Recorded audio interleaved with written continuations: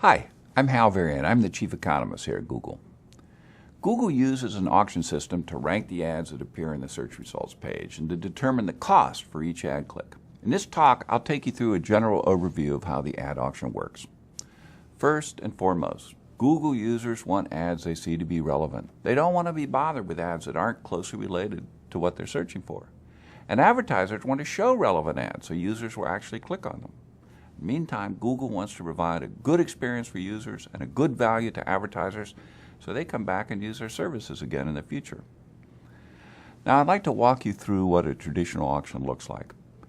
Say we have 4 advertisers competing for space on the search results page, and each has indicated a different amount they're willing to pay for a user to click their ad and visit their website. $4, $3, $2, and $1. I'll refer to these amounts as the bids. Now, in a traditional auction, ad positions will be determined exclusively by bids.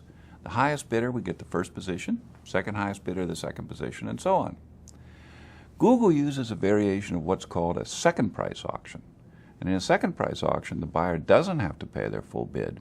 They only have to pay the amount of the next highest bidder below them. So in this particular case, the first advertiser was bidding $4, but they'd only have to pay $3, which is the bid of the second highest advertiser. Same thing applies to advertiser 2 and to advertiser 3. This design allows each advertiser to bid their true maximum willingness to pay for a click, but they only have to pay just enough to beat the competition. Now, in our Google auction, advertisers only have to pay when they actually receive a click, and the order isn't based just on bids. Why? Because we want to show more useful ads in a higher position on the results page. Because users want to see relevant ads. Advertisers want to present relevant ads to users, and Google wants both advertisers and users to have a good experience so they come back and continue to use our system. So we consider some other factors in addition to an advertiser's bid. The first factor is your expected click-through rate. This is our prediction of how often your ad will be clicked on when it's shown. All across Google, we rely on user feedback to drive decision making, and user click-through rates tell us what Google users really respond to. By allowing users to vote with their clicks, we have millions of people who are helping us to decide which ads are best for each search query. The next factor is your ad's landing page experience. An ad is only useful to a user if the landing page it leads to helps them find what they're looking for. A highly relevant landing page yields a higher score. What does a high-quality landing page look like? Well, it should have relevant and original content that helps a user complete their task. It should be easily navigable, and be transparent about the nature of your business, how your site interacts with a visitor's computer, and how you intend to use a visitor's personal information. Another factor that's involved is ad relevance. Google determines ad relevance by analyzing the language in your ad to determine how well it relates to the query. This is a way to measure the ad's relevance to the user's search and to make sure that only useful ads are shown.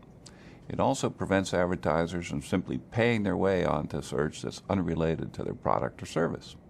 Your expected click-through rate, the landing page experience, and the ad relevance are all factors that describe the quality of your ad. We also consider the expected impact of any ad formats that may show with your ad. Ad formats are enhancements to search ads that more prominently show users information about your business, things like a phone number or site links or your website's domain in the ad headline. Advertisements with these formats give users more information and more reason to click on an ad. So Google combines your bid with multiple quality factors, the click-through rate, the landing page, the ad relevancy, as well as the expected impact of ad formats to calculate a score for your ad called ad rank. Let's go back to our 4 sample ad buyers and see how their ad rank compares. Here are 4 advertisers. They're bidding $4, $3, $2, and $1.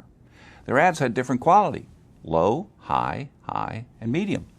They also implied different formats with varying impact. First ad doesn't have any formats enabled, so it has no expected format impact. The second ad is only eligible for one format and has a low expected format impact. And the third is eligible for several extensions and garners a high expected impact, and for the last ad, it's medium. So in this example, the first ad has an ad rank of 5. Next ad has an ad rank of 15. Third has an ad rank of 20, and the last ad has an ad rank of 8. It's this ad rank score that determines ad position on the results page. And in addition, only ads with sufficiently high rank appear at all. So with this ad, with an ad rank of 20, it gets first position, even though it has a lower bid. Why? Because of its quality and formats. The second highest ad rank is 15, so that ad gets position 2. And the third highest ad is 8, and it lands in position 3. The advertiser up here, who's bidding $4, has such a low quality and format impact that it doesn't get a position on the page at all, despite having the highest bid. So now we know how the ads are ranked, but how much do you actually pay for a click? Well, you pay the minimum amount that's necessary to maintain your position and any formats that are shown with your ad. So let's get back to our ad rank table and talk about the advertiser in position 1.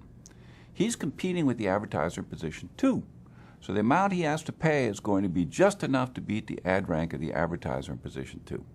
For example, although he bid $2, he could have bid as low as, say, $1.73, and he would still have outranked the advertiser immediately below him. So that's what he'll pay for a click, $1.73.